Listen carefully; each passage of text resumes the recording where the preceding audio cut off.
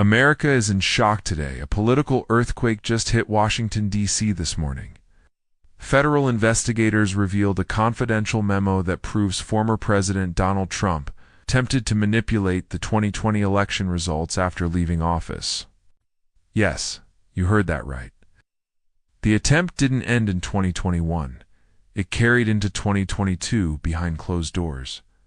Asterisk, it finally happened. It finally happened. After years of speculation, denials, deflections, and half-truths, a bombshell revelation has shaken the very foundation of American democracy. And this time, it's not speculation. It's proof. The political world woke up today to a leak that could change everything. A confidential top-level memo, Authored by a former senior aide to Donald Trump, has surfaced. And its contents are more explosive than anyone imagined. This isn't just another headline. This isn't just another partisan fight. This is a moment in history. At the center of this firestorm is a document dated February 7, 2022, more than a full year after President Joe Biden took office and Donald Trump left the White House. The memo, now verified by multiple sources, details a disturbing and calculated attempt to reverse the results of the 2020 election. After the fact, by targeting vulnerable state legislatures and installing alternate slates of electors to override the will of the voters, you heard that right. Not only did Trump and his team push the big lie, during and immediately after the 2020 election, they continued their mission well into 2022. Long after every court had rejected their claims, long after Biden was sworn in, and long after most of America thought the battle for democracy had ended. But it didn't end. It simply went underground, according to the memo, allegedly written by one of Trump's closest advisors and marked "Eyes Only Highly Confidential." There was a step-by-step strategy to manipulate local legislatures in states like Arizona, Georgia, Wisconsin, and Pennsylvania. These battlegrounds had already been through the legal ringer. But this plan was about finding weak spots, pressuring state lawmakers, threatening legal challenges, and amplifying conspiracy theories through right-wing media outlets to manufacture public outrage. The memo even includes direct language suggesting that certain members of state legislatures could be rewarded politically for their cooperation, a potential hint at bribery or political favor trading. As soon as the story broke, newsrooms across the country scrambled for confirmation, and they got it. Multiple journalists from the Washington Post, NBC News, and ProPublica independently verified the memo's authenticity by comparing metadata, internal communications, and even a traceable digital signature that matched government-issued security devices from Trump's transition team. It's not fake. It's not AI. It's real, and it's dangerous. MSNBC's Lawrence O'Donnell opened his June 28th show with what may become one of the most quoted lines of his career: "Greater than we always knew the attack on democracy didn't end on January 6th, but now we have the proof. And America must decide whether the rule of law still matters, or if this memo is just the beginning of something far worse." As viewers across the country tuned in, O'Donnell pulled no punches. He called the memo a confession in writing, a smoking gun, and a test of whether the American justice system is alive or dead.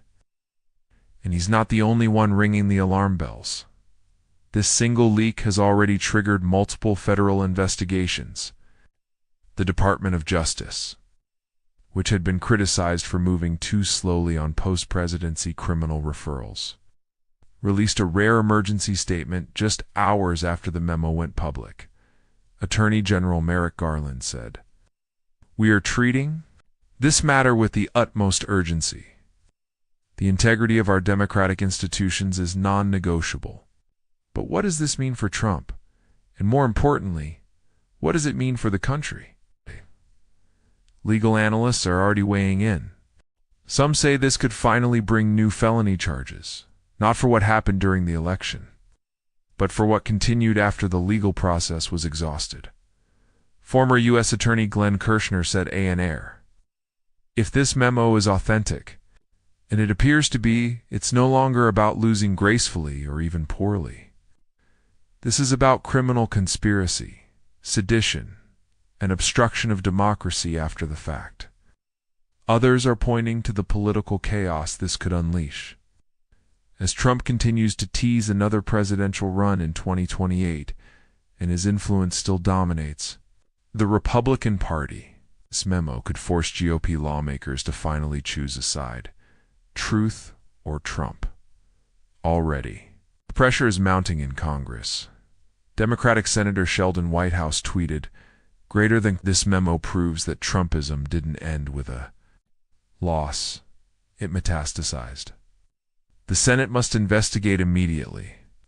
Republicans like Mitt Romney and Lisa Murkowski are reportedly in closed-door meetings with Senate leadership, deciding how or whether to publicly respond.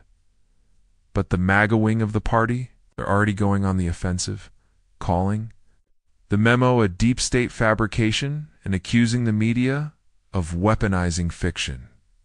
But if this is fiction, it's the most detailed, sophisticated, and verifiable lie ever written. And that's what makes it so terrifying. This moment feels different, not just because of the memo's contents, but because of what's at stake. Americans have been through so much: a deadly pandemic, a violent insurrection, years of media warfare, and the slow erosion of trust in government. Many believe the worst was behind us, that 2021 was the breaking point, that the guardrails had held. But now we know they didn't. What happens next will define our democracy for decades, and that's exactly why. Lawrence O'Donnell began tonight's broadcast not with a headline, but with a warning. Greater than this isn't the end of a story. It's the start of a reckoning.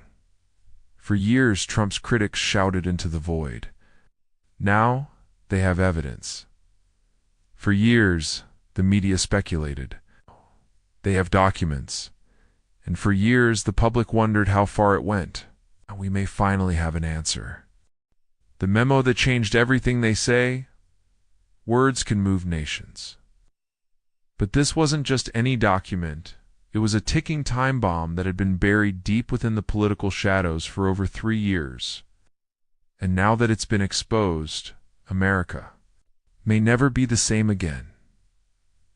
The now infamous Trump memo, dated February 7th, 2022, is being described as one of the most damning political documents since the Nixon tapes. It isn't a speech. It isn't a tweet. It's a deliberate, calculated plan, a blueprint to undermine the results of a free and fair election, at just 18 pages long. The memo reads like a military strategy manual. It is broken down into phases, complete with deadlines, communication, strategies, target state legislatures, and even a media coordination guide. The language is cold, technical, and shockingly blunt. It doesn't pretend to defend democracy. Instead, it lays out a way to bypass it. The memo's key points, confirmed excerpts. Let's break down some of the most jaw-dropping excerpts from the memo. Phase 1. Reignite doubt. We must reintroduce uncertainty in the results of Arizona, Georgia, and Wisconsin. Our allies and state houses must call for new audits and review all certifications made prior to January 2021. The narrative must be, the people deserve a second look. Phase 2. Alternate electors activation. Our 2020 strategy lacked coordination. This time, we must ensure complete documentation and parallel processes. The Constitution does not prevent legislatures from reviewing prior certifications, even post-election. Phase 3. Federal pressure. Encourage sympathetic members of Congress to signal intent for retroactive certification challenges. Use upcoming budget votes and committee leverage to gain support. These statements aren't vague or coded. They're direct orders.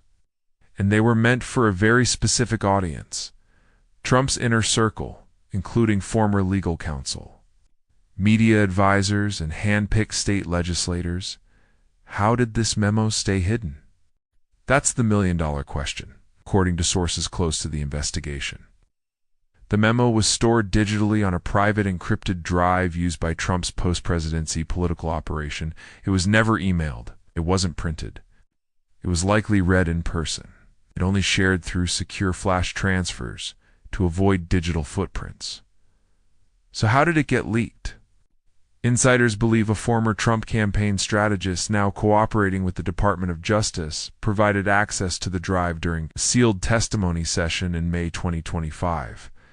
The DOJ has neither confirmed nor denied this, but sources suggest this whistleblower feared being caught in a widening conspiracy. 1.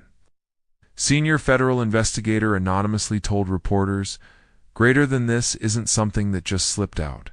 Someone made a conscious decision to expose it, likely at great personal risk.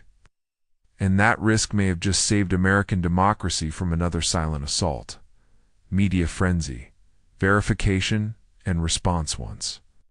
The memo hit the desks of investigative journalists. The race was on to confirm its authenticity. The metadata showed it was created in early 2022 on a device registered to a known Trump legal operative. The writing style matched known internal communications. And more importantly, the names and contacts listed in the memo matched real people. 3 of those names are current state legislators. One of them, an Arizona Republican, has already resigned as of this morning, just hours after being contacted by NBC's Rachel Maddow team for comment. Lawrence O'Donnell's editorial on the last word was blistering. Greater than you don't. Resign over a fake document. You don't run from fiction. You run from the truth when the truth can destroy you. As word spread, the public response was immediate and intense. On social media, hashtags like #TrumpCoupMemo, #DemocracyUnderAttack, and #LawrenceWasRight began trending within hours. Influencers, legal experts, and political figures from both parties flooded the airwaves. Harvard constitutional scholar Lawrence Tribe posted, "This memo isn't just a smoking gun. It's the bullet, the gun, and the hand that pulled the trigger. What makes this memo so dangerous? What separates this memo from past Trump controversies is its structure, scope, and timing. Not like the chaotic last-minute scramble seen after the 2020 election. This document shows long-term premeditated planning to overthrow public will through legislative manipulation. It was written 13 months after Trump left office. It references private polling to identify which swing states were most vulnerable to public persuasion. It proposes using Christian media and local sheriffs as part of a trust-building campaign to sow doubt. And most disturbingly, it ends with a quote attributed to Trump himself. "We're not done. We never were." That quote now haunts every news cycle.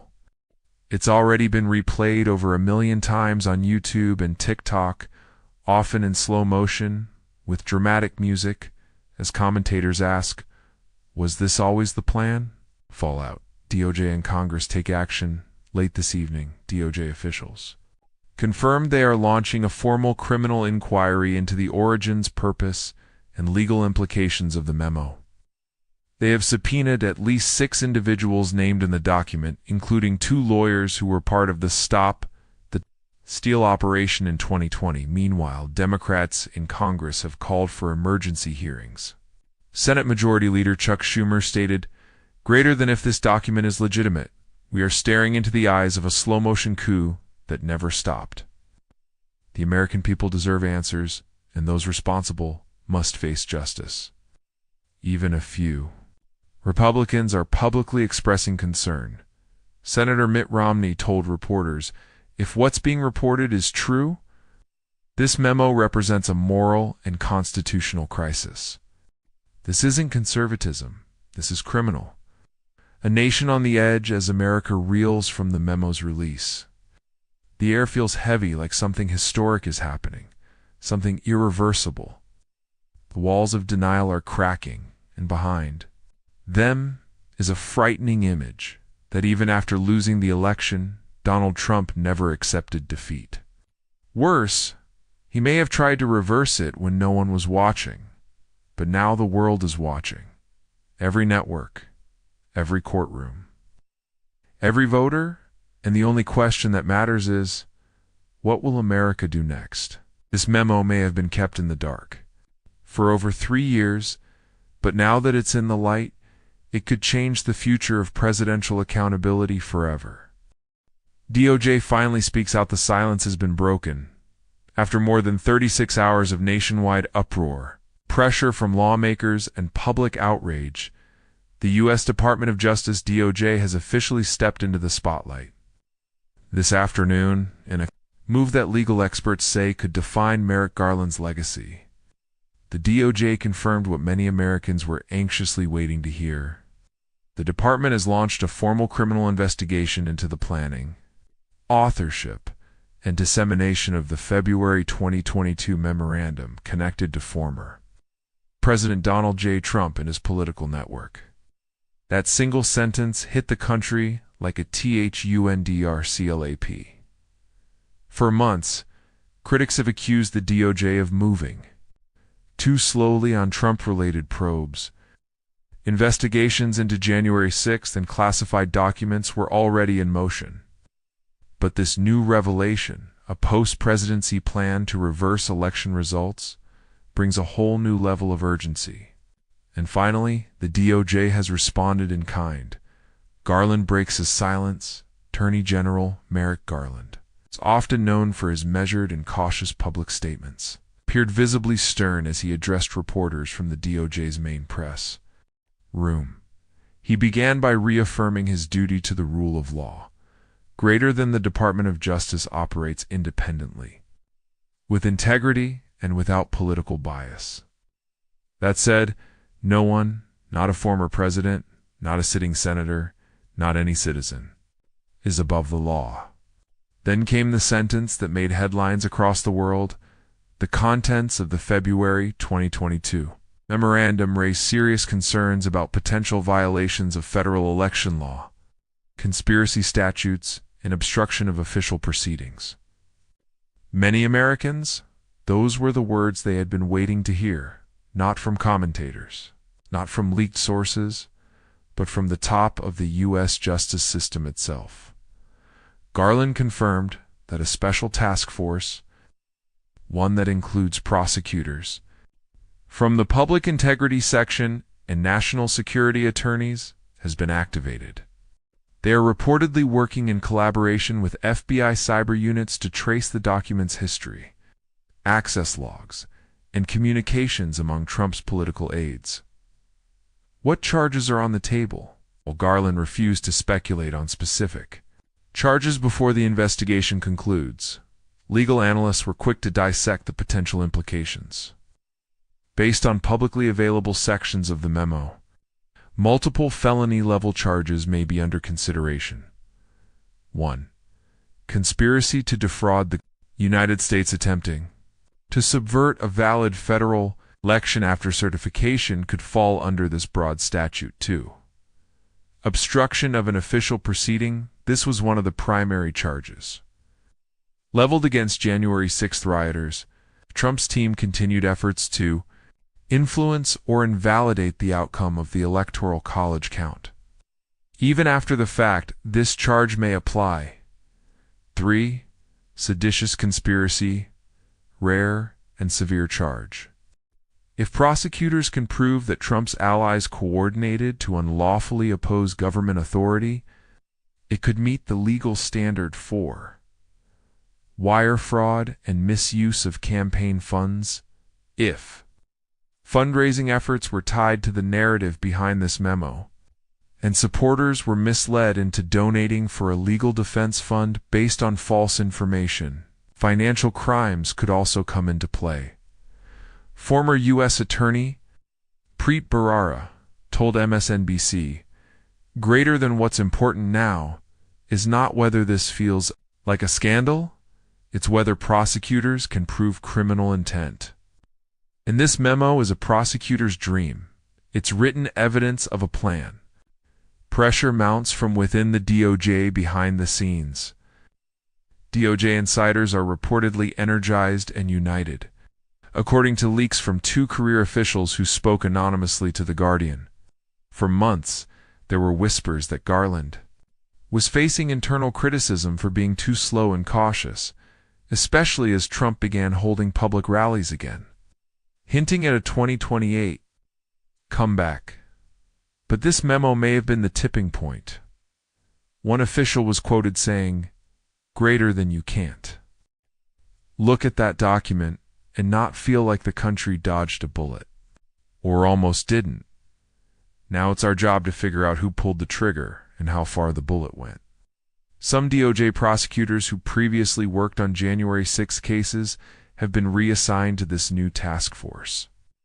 That signals how seriously the department is treating this investigation, and according to sources close to the probe, subpoenas have already been issued. Who's on the DOJ's radar? At least 6 individuals are being investigated in connection to the memo. A former legal counsel who worked on Trump's 2020 election challenges. A communications director involved in coordinating state-level messaging in Georgia and Arizona too. State lawmakers mentioned in the memo who are suspected of being early targets for manipulation. Conservative media strategist who allegedly developed the Reignite Doubt narrative, and a former Trump aide believed to have authored the memo itself. It is also believed that Trump himself is now officially under scrutiny for potential post-presidency crimes, something no former U.S. president has faced in over 2 centuries. While Garland did not confirm any targets by name, he concluded his remarks with an unmistakable warning: greater than we follow the evidence, we follow the law, and we will hold accountable anyone who breaks it, no matter their title, their wealth, or their political power. The political fallout begins minutes after the DOJ press conference. Political shockwaves began rippling across Washington. Democratic lawmakers praised Garland's move, calling it long overdue but critically necessary, Senator Raphael Warnock said. You cannot have a functioning democracy where people can plot to reverse elections with no consequences. Today's announcement is a victory for accountability. Republican responses, however, were split. While Trump loyalists dismissed the announcement as weaponized lawfare, moderates in the party appeared concerned. Even Senate minority leader Mitch McConnell issued a carefully worded statement. The allegations in this case are serious. The Department of Justice has the authority and responsibility to investigate them thoroughly. Social media reacts to DOJ's announcement. Instantly dominated social media. Trending hashtags included hashtag Garland moves, hashtag MemoGate, and hashtag Trump investigation. One popular post on X, formerly Twitter, read, "Say what you want about Merrick Garland. He may speak softly, but today he brought the hammer." TikTok creators began breaking down the DOJ press conference in real time, with live streams amassing millions of views. YouTube legal channels like Legal and Breaking Points streamed instant reactions, calling this one of the most important legal moments in modern history. Even overseas media in Europe and Asia covered the announcement as breaking global news. What comes next? While the DOJ's statement marks a turning point, it's only the beginning of a long and complex legal process. Investigations of this scope often take months, if not longer. Prosecutors must build airtight cases with corroborating evidence, testimony, and legal review. But this time, they're not starting from scratch. They have a memo, they have names, and now they have the national spotlight. Conclusion: for years, critics said Trump would never be held accountable, that the system would protect him, that the DOJ wouldn't dare. But now the most powerful legal institution in America has made its move. The question is, will the law catch up to power, or will power once again outrun justice? Congress in chaos. The memo dropped like a political bomb. The DOJ responded with force. And now the halls of Congress are echoing with panic, anger, disbelief, and strategy. From Capitol Hill to party headquarters, lawmakers are scrambling to process what the leaked February 2022 Trump memo truly means. The reaction is fierce. The lines are drawn. And America is witnessing one of the most intense congressional meltdowns in recent memory, because this isn't just about a document, it's about the unthinkable. A former president, already out of office, allegedly scheming and writing to reverse the certified results of a U.S. election, a bipartisan shockwave. But not a bipartisan response as the memo became public. Every member of Congress received a classified briefing summarizing the DOJ's findings and the authenticity of the document. According to Capitol Hill sources, the room was filled with gasps and whispers, even from those who usually defend Trump at every turn. But once lawmakers left the briefing and returned to the cameras, it was clear that the partisan battle lines remained intact. Democrats, outrage and urgency. But Democrats wasted no time taking to the microphones. Senator Elizabeth Warren called it a constitutional emergency. Greater than this wasn't just an attempt to overturn an election. This was a blueprint for a coup, updated, refined, and executed behind closed doors. We need a full congressional investigation now. Representative Jamie Raskin, who served on the original January 6th committee, went even further. Greater than we thought, January 6th was the end of the big lie. Turns out, it was just the beginning of Phase 2. This memo proves the threat to democracy never left, metastasized. By noon, House Speaker Hakeem Jeffries announced plans to establish a new select committee, one focused entirely on post-election subversion efforts. This committee would have subpoenaed power and be granted access to DOJ findings under a joint agreement. A draft resolution to form the committee is expected to hit the House floor by the end of the week. Republicans, divided and defensive. Meanwhile, Republicans are splintering. Some members of the GOP remain fiercely loyal to Trump and are denouncing the memo as a hoax or political setup. Representative Marjorie Taylor Greene, in a heated press gaggle, said, "It's fake. It's all fake. Just another leftist fantasy meant to distract from Biden's failures. Trump did nothing wrong. End of story." Senator Josh Hawley called it a deep state information operation. Even as evidence mounts from multiple independent sources verifying the document's legitimacy. But others in the Republican Party are breaking ranks or going silent. Senator Lisa Murkowski, moderate Republican from Alaska, issued a cautious but damning statement. Greater than if these documents are legitimate. They represent an unprecedented violation of constitutional trust. Our obligation is not to a person, it is to the Republic. And perhaps most tellingly, Senator Mitt Romney declined to take any questions, instead, walking silently past a group of reporters with a visibly shaken expression. Behind closed doors, it's even more tense.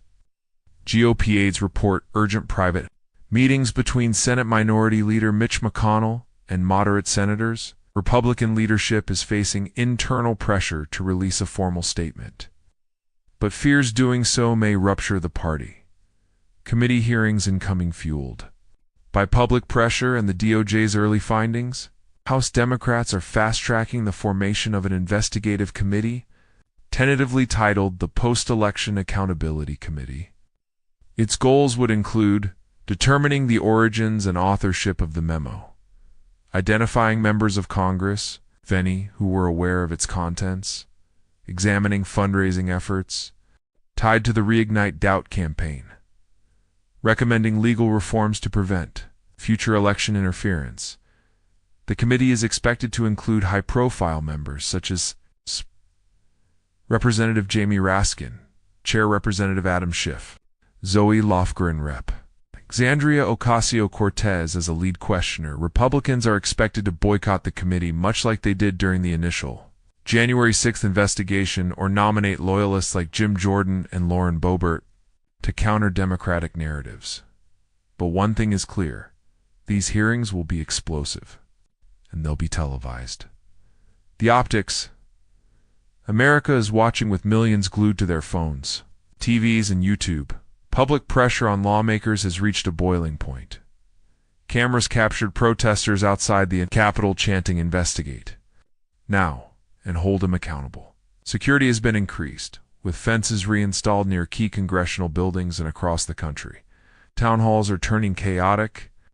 Constituents are demanding answers from their elected officials, especially those who supported Trump after the 2020 election. In Florida, Senator Marco Rubio was heckled at an event when asked about the memo.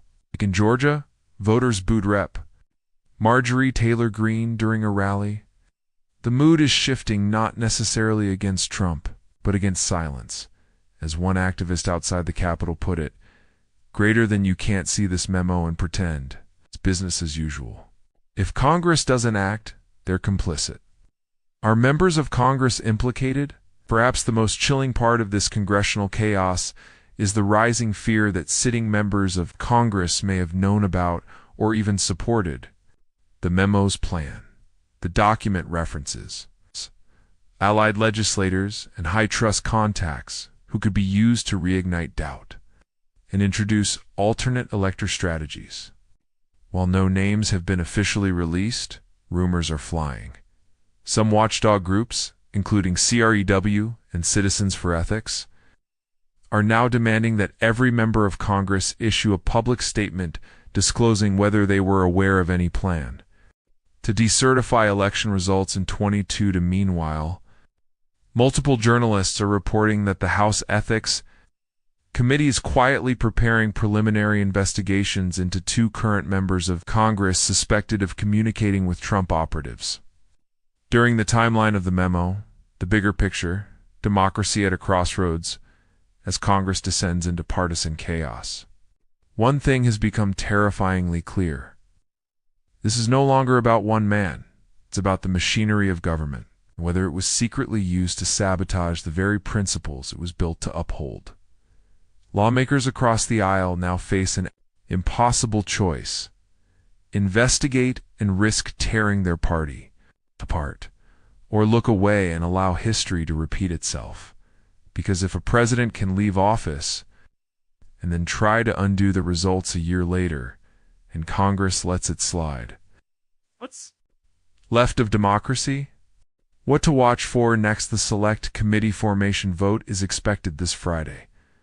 Republican leadership may issue an official statement within 48 hours.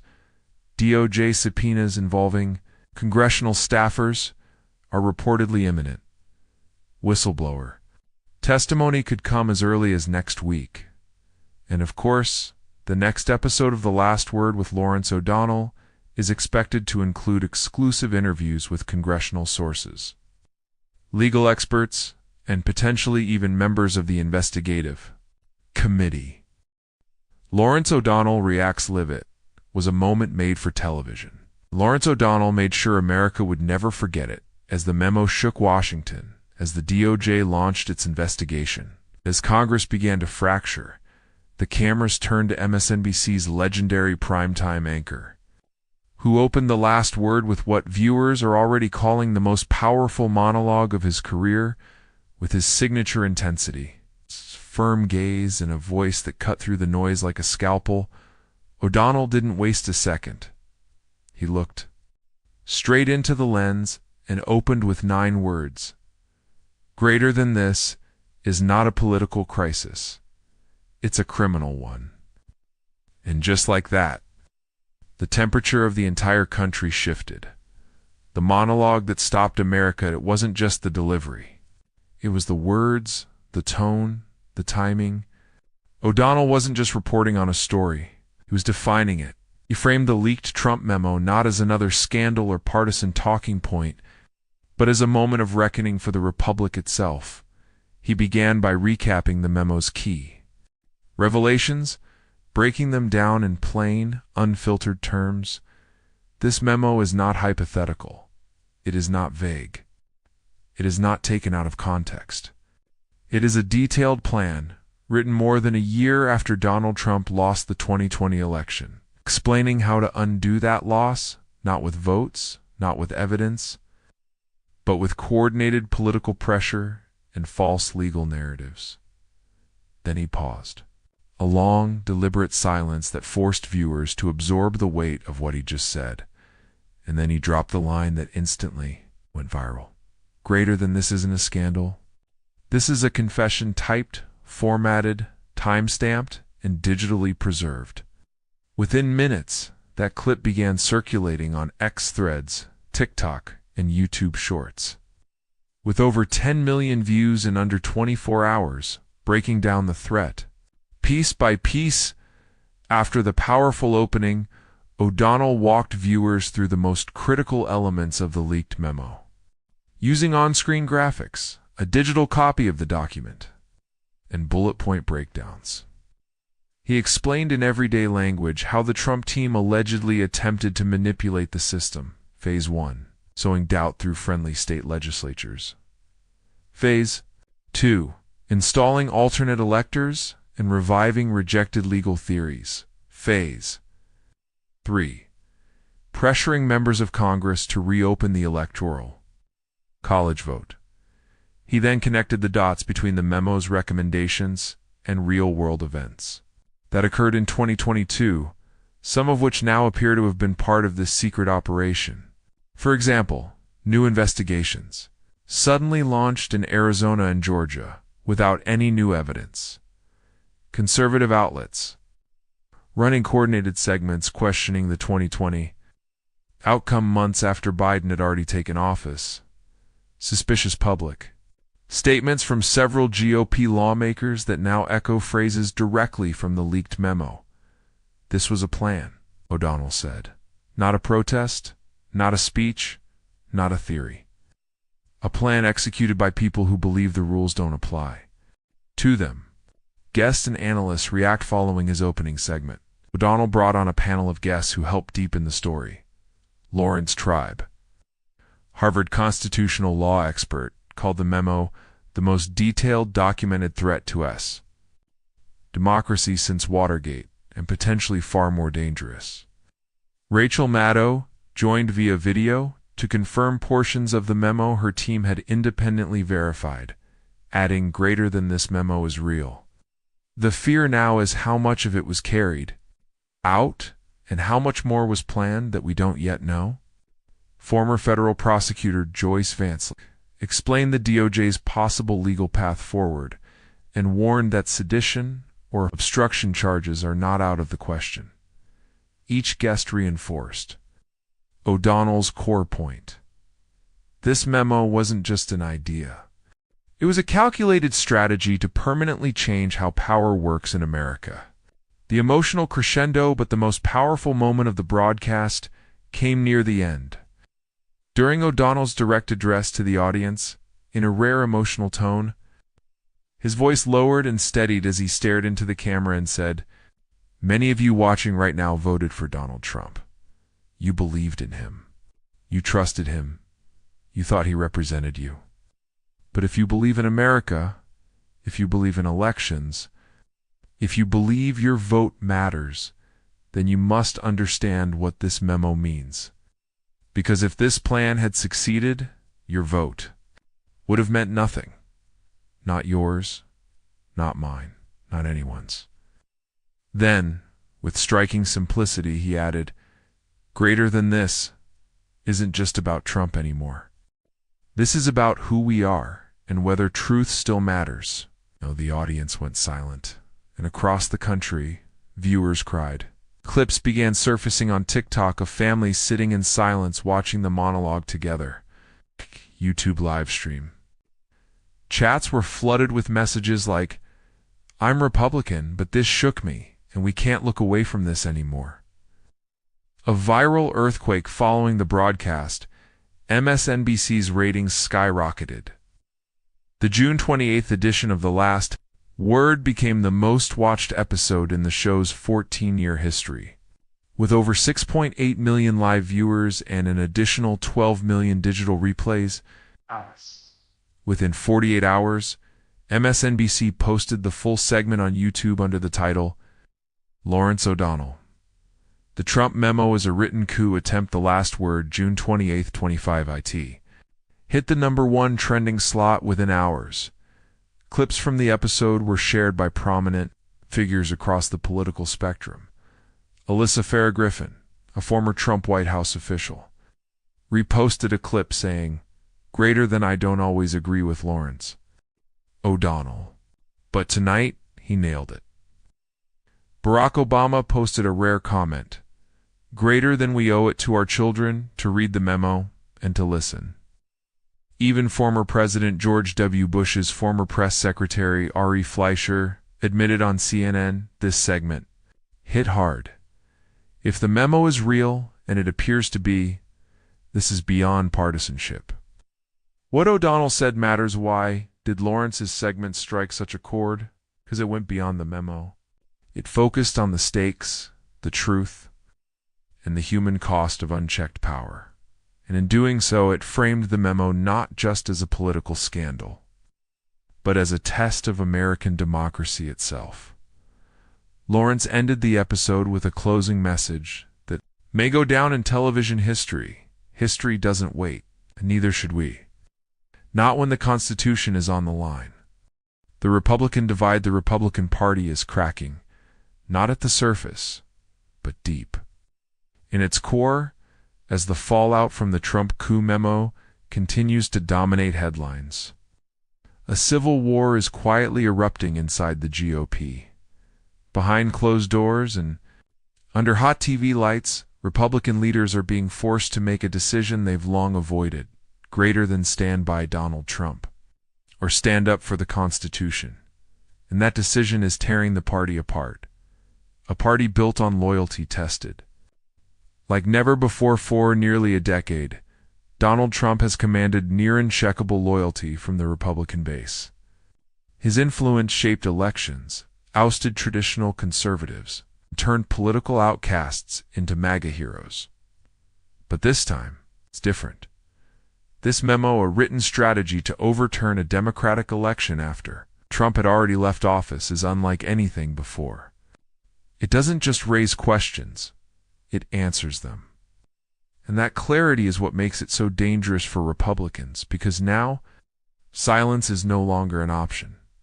As soon as the DOJ announced its criminal investigation and Congress began preparing hearings, Republicans were flooded with media requests, protesters at their offices, and urgent calls from donors and constituents. Everyone wanted to know, did they support the memo? Did they know about it? And what were they going to do now? Two GOPs. One party, the reaction split the Republican Party into two very distinct factions. One, the defenders, doubling down on Trump's group, made up mostly of Trump loyalists, far-right members of Congress, and conservative influencers. Immediately went on the offensive, attacking the memo's release, questioning its authenticity, accusing Democrats and the DOJ of orchestrating a witch hunt. Representative Jim Jordan, vocal MAGA firebrand, told Fox News, "This is all smoke and mirrors. Just like Russia, just like Ukraine, just like the January 6th committee, the left wants to criminalize opposition. That memo means nothing." Senator J.D. Vance posted on X, "Greater than this is about stopping Trump 2028, not justice, not democracy. It's about control." Other allies, like Representative Matt Gaetz and Representative Lauren Boebert, took things further, claiming the memo was part of a deep state fabrication and accusing the DOJ of election interference. This wing of the party remains firmly planted in Trump's shadow. They view the investigation as a political tactic, and they continue to spread doubt about the 2020 election. Even as the memo proves there was an intentional strategy to reverse it. Some have even pledged not to cooperate with the congressional investigation. 2. The breakaways. Choosing country over party, but not. Everyone is towing the MAGA line for the first time in years. A growing faction of Republicans is distancing themselves cautiously, quietly, and, in some cases, quite publicly. Senator Mitt Romney, long known for standing apart from Trump's influence, called the memo greater than an embarrassment to the rule of law. If this document is authentic, and every sign points to yes, then this was a coordinated betrayal of the Constitution. Senator Lisa Murkowski issued a similar statement, warning that greater than this cannot be brushed aside as politics. This is sedition on paper. Representative Ken Buck, a staunch conservative who recently announced his retirement, shocked many by going on MSNBC and saying, "Greater than. I won't be part of a party that tries to gaslight the American people while scheming behind closed doors to override their votes." Even former House Speaker Paul Ryan broke his silence, appearing on CNN and declaring greater than that memo represents an authoritarian mindset. I may have disagreed with Democrats many times, but I never imagined members of my own party would flirt with dismantling democracy itself. Behind the curtain, infighting and panic according to leaked audio obtained by Politico. A private meeting between Senate Republicans became heated when members began arguing over whether to release a unified statement. Minority Leader Mitch McConnell reportedly urged caution, suggesting that the party let the facts come out before picking a side. Senator Josh Hawley, however, accused McConnell of playing into the Democrats' game and warned that any betrayal of Trump would destroy the GOP in 2026. The shouting match ended without resolution. Meanwhile, the Republican National Committee RNC has refused to comment publicly, a sign of internal paralysis. Donors are split, consultants are scrambling. Strategists fear what this will mean for upcoming elections. A GOP operative told Axios, "We've seen internal party fights before Tea Party. Trump versus Bush, McCain versus Cruz, but nothing like this. This is existential." The math problem. Voters are watching polls conducted. Just one day after the DOJ's press conference show a clear divide. Among Republican voters, 42% of Republicans say they believe the memo is real and concerning. 28% say they haven't seen enough evidence to make a judgment. 30% call it a political attack and say they stand by Trump. But the key takeaway? Among independent voters, staggering 71% say the memo raises serious questions about Trump's fitness for office. This matters because independents decide elections. The GOP knows it. Republican campaigns in swing states like Georgia, Arizona, Pennsylvania, and Wisconsin are already facing backlash. Some down-ballot candidates are being forced to clarify their position on the memo, even if they've never been asked about it before, as one campaign manager told The Atlantic, "This memo just became the new litmus test. Do you believe in democracy or Trump?" That's how voters are seeing it. The Trump problem.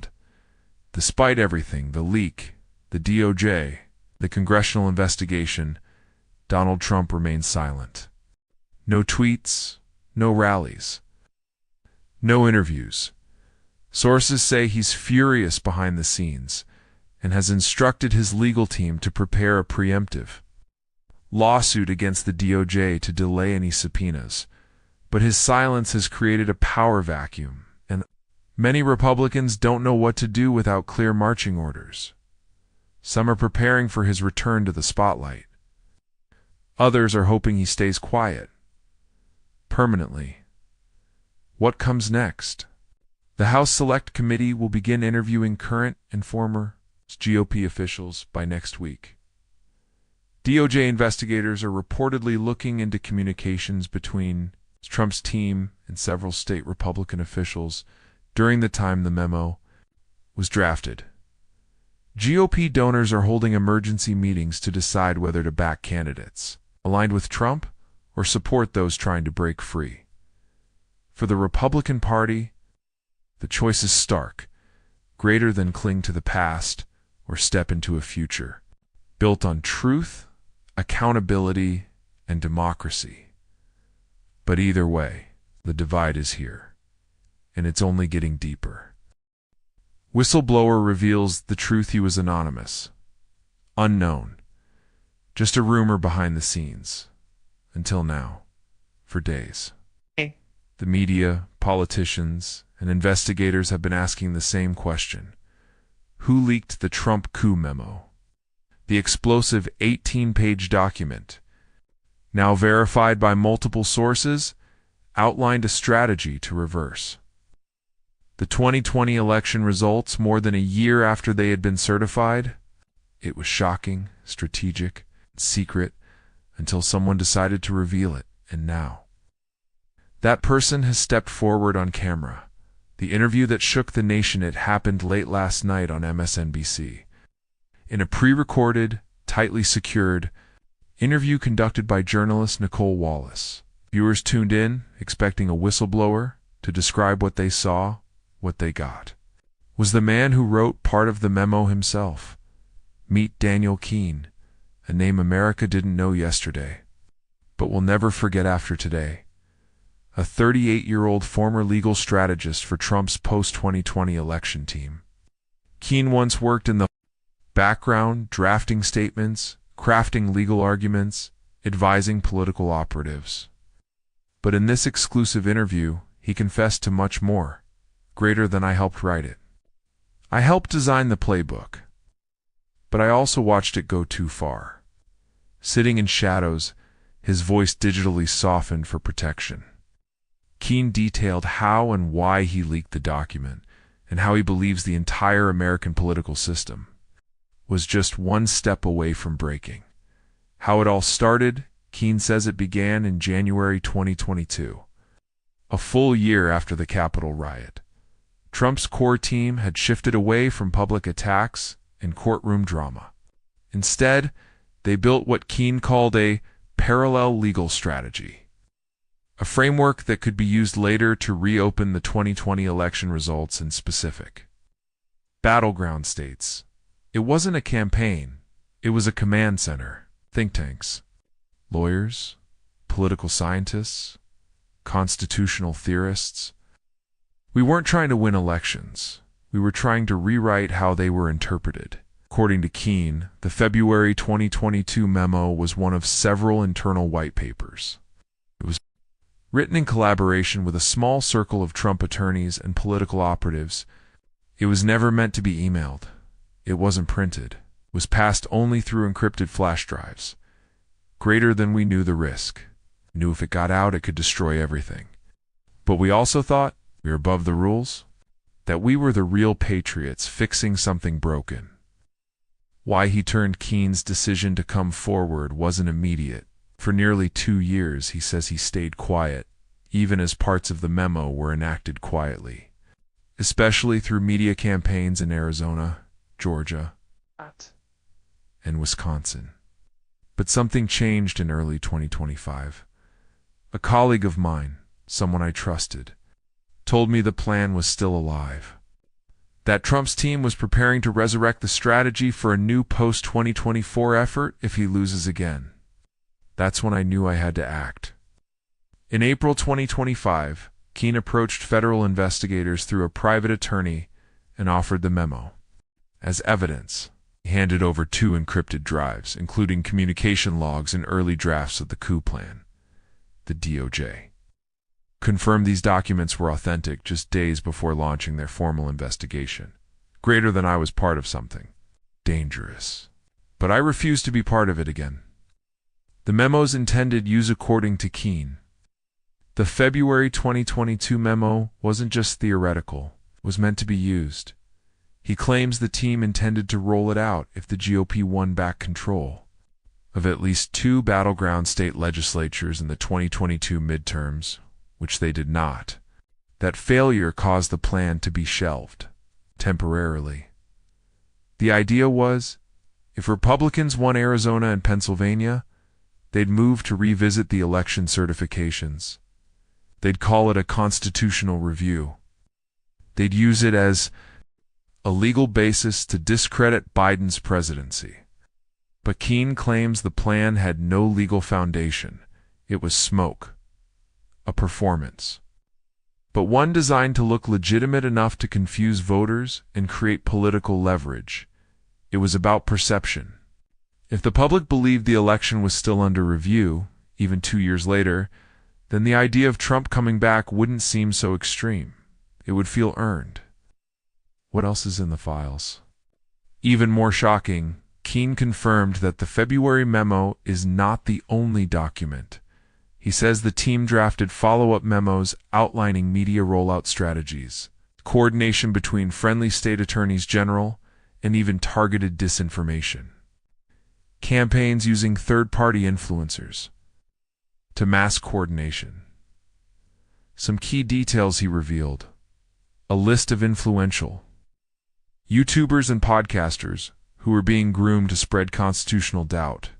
Encrypted messages between Trump allies and legislators in Arizona and Wisconsin. Draft. Speeches written for certain Republican lawmakers timed with audit announcements. He has since handed over all of these files to the DOJ and now Congress. Wants them to greater than they need to see the full picture. This wasn't spontaneous. It was systematic. Psychological warfare and the long game. Keene said the strategy was never about immediate reversal of 2020 results. It was about conditioning the public slowly, carefully, to accept that elections are fluid, challengeable, and revocable even after certification. Greater than we called it the long game. If you can teach people that results are temporary, then power becomes permanent. This is the quote that sent shockwaves across media outlets. It was later replayed on The Last Word with Lawrence O'Donnell, the host declaring, "Greater than this is the quote that defines the danger. This isn't about Trump.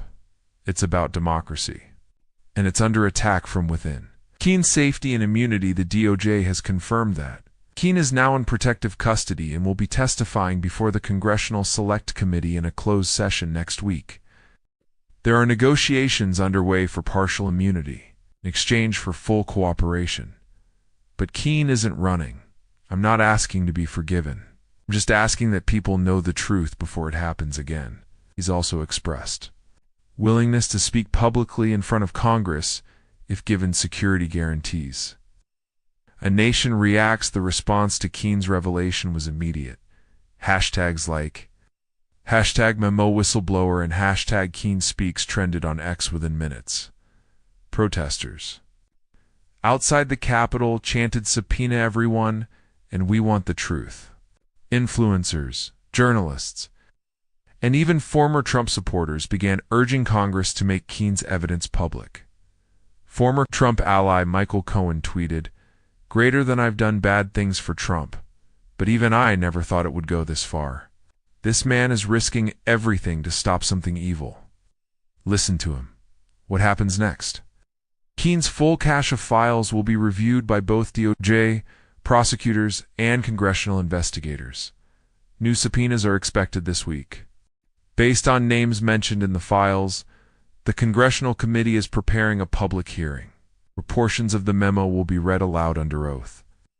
Final words: Daniel Keene was part of a machine that nearly changed the future of democracy. But in the end, he chose to break it before it could break the country. Now, the truth is out. The only question is, what will America do with it? The congressional hearing begins, the doors opened. The cameras turned on. The world held its breath. On the morning of June 28, 2025, in the most anticipated political event since the Watergate hearings, Congress began the official public investigation into the Trump coup memo. For the first time, under oath, and in full view of the American public. The people responsible for protecting democracy were called to answer. Was there an organized plan to overturn the 2020 election results after Trump had already left office? Or importantly, how close did it come to succeeding? What unfolded in that hearing room sent shockwaves through the nation and reshaped the way history will remember the Trump era. America tunes in. The scene was cinematic. A long oak table packed with lawmakers from both parties, though. Notably, many Trump-aligned Republicans were absent. Cameras from every major network lined the walls. Security was tight. Cell phones were banned from the press box. And outside the Capitol, thousands gathered, waving signs that read truth matters, democracy first, and subpoena them all. Millions watched live on YouTube, MSNBC, C-SPAN, and TikTok streams, in coffee shops, classrooms, and living rooms. Americans stopped everything to witness history being written, or perhaps rewritten. Greater than this hearing isn't just about a document, said Chairman Representative Jamie Raskin as he opened the proceedings. It's about the soul of the Constitution. It's about whether elections mean anything, or if they can be erased by a pen and a plan. Who testified first? First person called to testify wasn't a political operative. It was someone unexpected. Former White House staffer Marla Jensen, a low-level communications aide who had access to internal messaging channels during the months following the 2020 election. She was calm, composed, and unshakably honest. Jensen described how she first saw early drafts of the memo circulating among Trump's closest advisors, even as public statements suggested they had moved on. From 2020, they told the press it was over, she said. But inside, they were already mapping out how to bring it back. Not for legal purposes, but for power. She confirmed that multiple versions of the memo existed, and that staff were warned never to mention it in emails, instead physical. Copies were passed by hand and shredded after meetings. Then came the most explosive line of the day, greater than, I remember hearing one advisor say, "We couldn't take the White House in 2020, but we can take the narrative in 2022 and rewrite 2020 from the outside." Gasps echoed across the chamber. Exhibit A, the memo itself next. The committee introduced Exhibit A, the full, unredacted copy of the February 2022 Trump coup memo blown up on screen. The document's title was now infamous: Operational Roadmap to Restore Election. Integrity Post-Certification. Representative Zoe Lofgren read aloud passages that chilled the room. Target weak link states with incomplete audits and legislative friction. Position: Media allies to reignite public doubt via non-political voices. Encourage high-trust legislators to revisit certification protocols, citing constitutional flexibility. It wasn't vague. It wasn't theoretical. It was a detailed manual for undoing an election by manipulating public opinion. Lawmakers and media channels, long after the results had been certified and upheld in court. Enter the whistleblower as anticipation built. Chairman Raskin introduced the hearing's most important witness. This committee now welcomes Mr. Daniel Keene. Wearing a dark suit and bulletproof vest under his shirt, Keene took the oath, his voice clear and steady. For the first time since the memo became public, he faced the American people not in shadows, but in full light. He wasted no time. This wasn't just a memo, it was a weapon, and I helped build it. That's why I'm here to dismantle it, piece by piece, before someone tries to use it again. Keene testified for nearly 3 hours. He confirmed the memo's authenticity, the timeline of its creation, the names of 6 individuals involved in drafting, or proving its content, including a sitting member of Congress he refused to name. Publicly, but would provide to the committee in a closed session, he handed over dozens of internal communications, including draft talking points, given to right-wing media hosts and email instructions from political strategists. directing state-level pressure campaigns. Keene's most quoted line came as he addressed young Americans watching the hearing greater than you've been told elections matter. I'm here to tell you that some people tried to make sure they don't, but you stopped them. By voting, by asking questions, by not giving up. Reactions from inside the room, the mood among committee members was electric. Democrats appeared energized and emotional, taking turns thanking Keene for his bravery. Representative Alexandria Ocasio-Cortez, who asked perhaps the most memorable question of the day, leaned forward and asked, "Greater than Mr. Keene, if this memo had worked, what would America look like today?" Keene didn't hesitate. A country where losing doesn't matter, where elections are performances, not decisions. A country where the Constitution is optional. Some Republican lawmakers in the room remained stone-faced, offering no questions, barely reacting.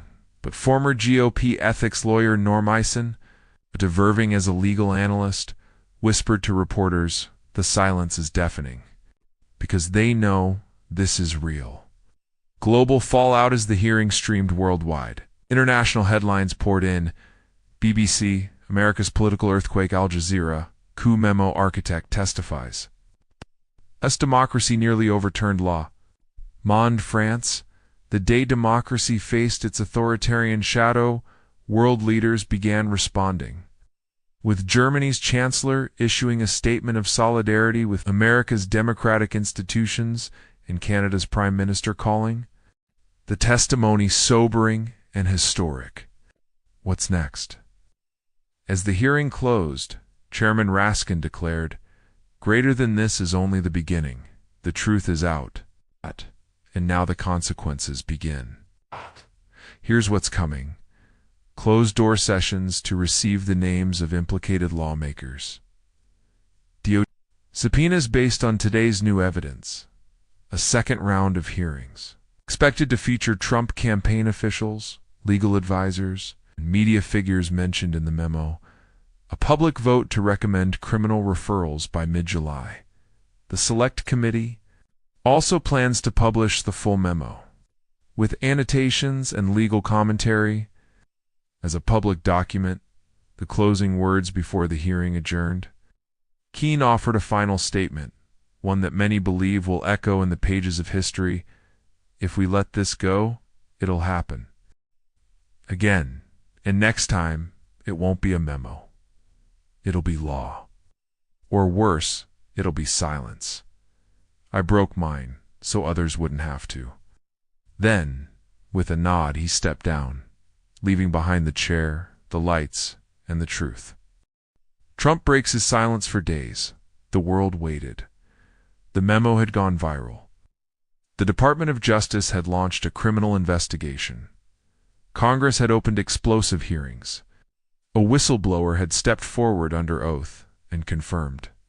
Donald Trump said nothing. Not on Truth Social, not at a rally, not in an interview, just silence. Deafening, calculated, and for once strategic. But that changed this morning, with the political world on edge. Trump finally stepped out of the shadows and broke his silence. And when he did, he didn't just defend himself. He declared war on the institutions trying to hold him accountable. The post heard around the world. It began with a Truth Social post at 6:17 a.m. Day. The memo is a lie, a total fabrication, another deep state hoax designed to interfere with the 2026 elections and stop me from saving America in 2028. I never saw this memo. I never wrote IT. I never approved IT. Fake, fake, fake. In just 15 minutes, the post racked up over 3 million views, was screenshotted and reposted on X, formerly Twitter, and dominated cable news tickers nationwide. But Trump didn't stop there. By 7 a.m., he had posted 6 more messages, attacking everyone involved. Whistleblower. Daniel Keene. A low-level nobody. Never heard of him. Probably got paid by Soros. Representative Jamie Raskin, a disgrace, a joke, a traitor to the country. Lawrence O'Donnell and MSNBC, the fake news machine.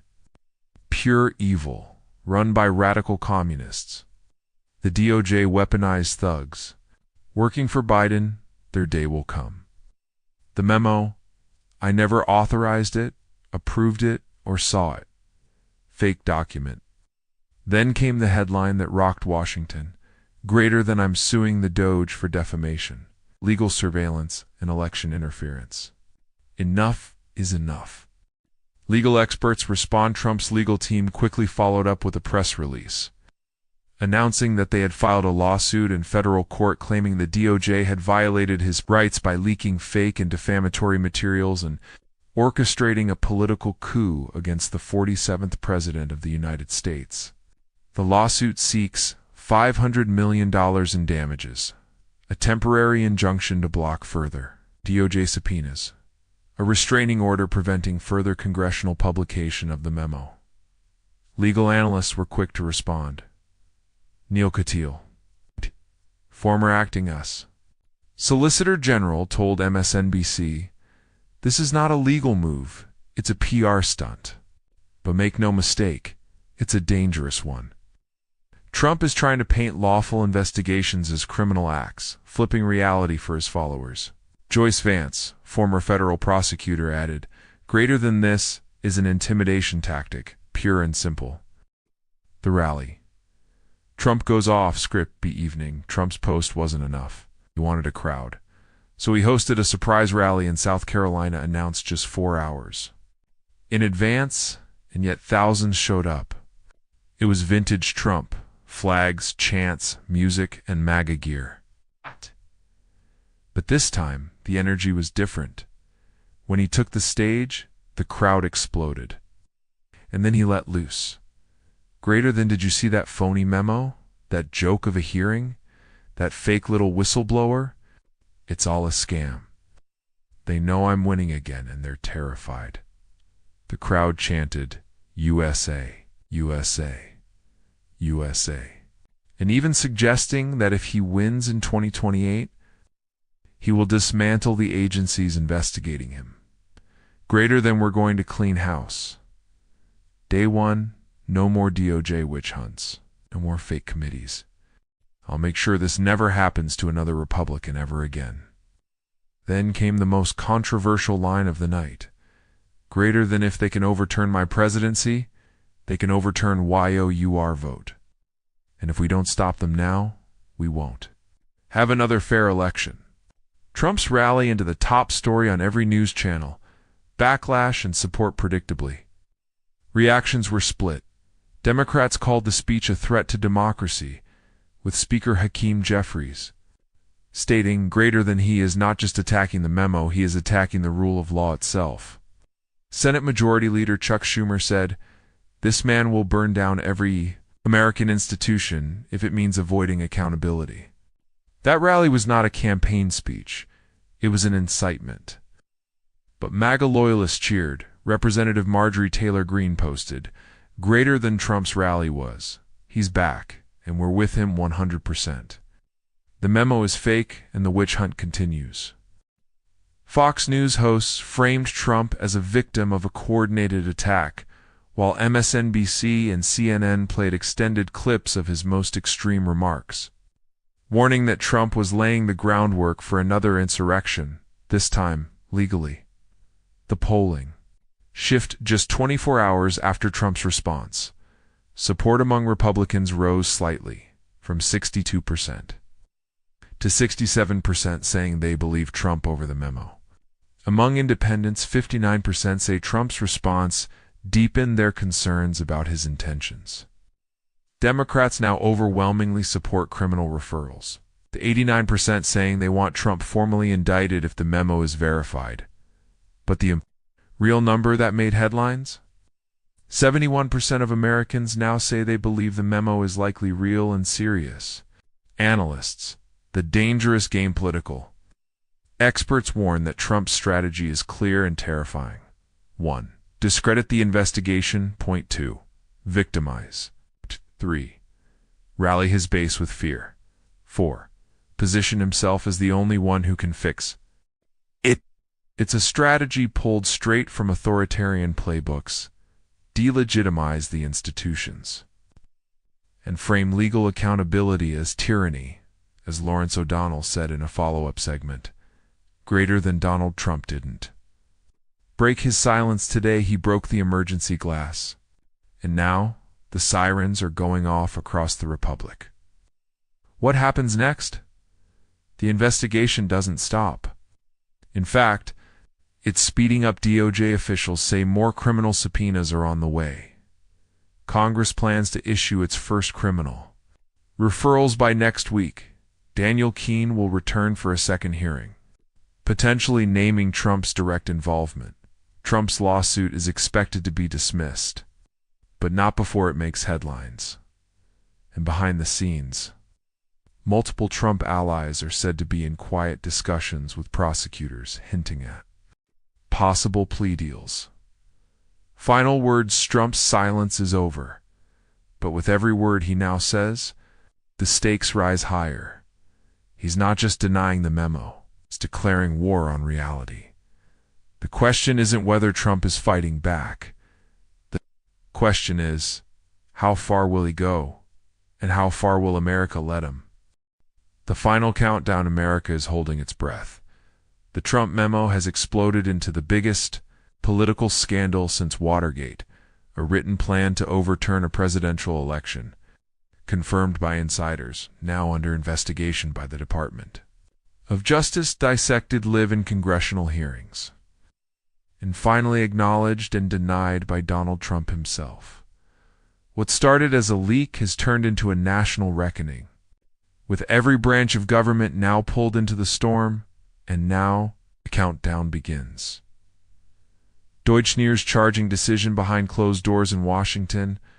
The Department of Justice has accelerated its criminal investigation, and sources confirm that formal indictments are imminent.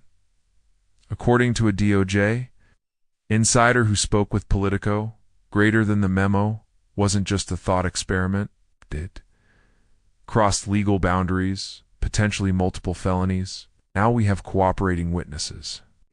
That source confirmed the DOJ is exploring charges that include conspiracy to defraud the United States, obstruction of an official proceedings, indicious conspiracy, election interference, misuse of classified legal strategy. Prosecutors are reportedly building separate cases around Trump campaign lawyers, political consultants who coordinated with state officials, media figures who allegedly received covert talking points, and possibly Donald Trump himself.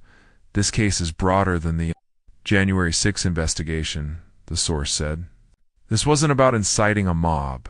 This was about plotting an undoing of constitutional government by way of law. Law as a weapon. Congress sets final hearing date. Meanwhile, the House Select Committee has announced its final public hearing will take place on July 4, 2025, symbolically chosen to represent the struggle to preserve democracy.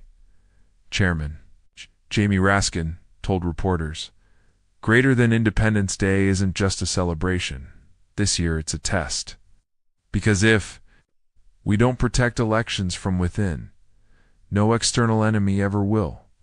The final hearing will include live testimony from a Trump campaign attorney who flipped the release of redacted transcripts from private sessions with whistleblowers, a line-by-line reading of the memo, with legal commentary and, potentially, a surprise witness from inside Trump's inner circle. The committee also plans to submit a criminal referral to the DOJ, urging prosecution of Trump and others involved in drafting or distributing the memo.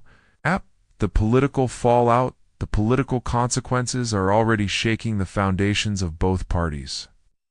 Democrats ramping up efforts to codify election protections at the federal level. Fundraising surges have occurred in every battleground state. President Biden's approval rating has ticked up as he is viewed as a steady hand in chaos.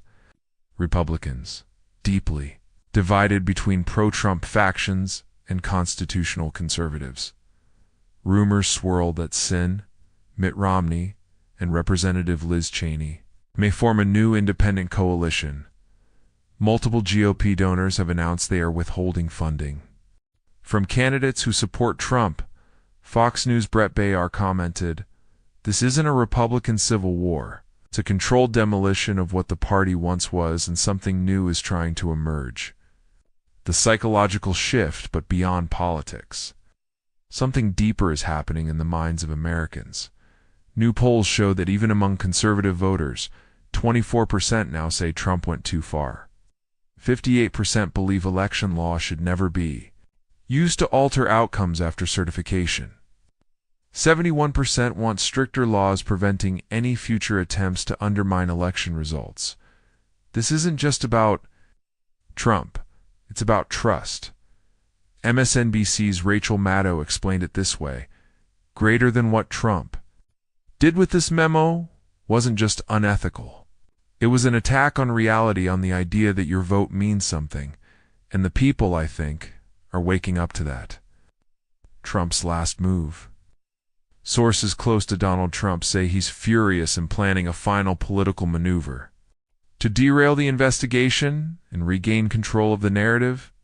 According to CNN, he is considering announcing a surprise 2028 presidential run at Mount Rushmore, launching a symbolic act of defiance, launching a new social media campaign, urging MAGA loyalists to rise up against the lies, filing injunctions in multiple states to block the DOJ from accessing communications with his campaign staff, claiming executive privilege after presidency.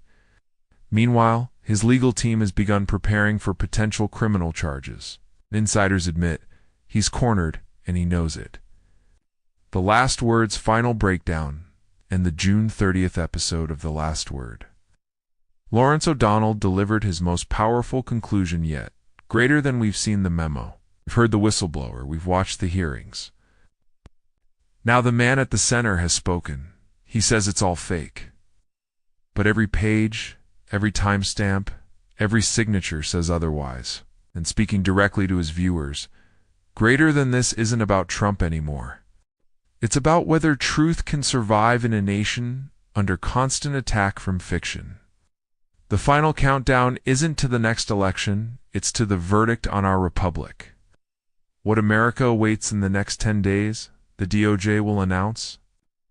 Whether or not Trump and his team will face formal charges, Congress will hold its final hearing to release its recommendations to the public. Trump may officially declare his next campaign or launch a full-scale legal counterattack. States may begin enacting emergency election reforms to block similar future memo-style plots. Every institution, Congress, the DOJ, the media, and the courts is now engaged in the highest-stakes political confrontation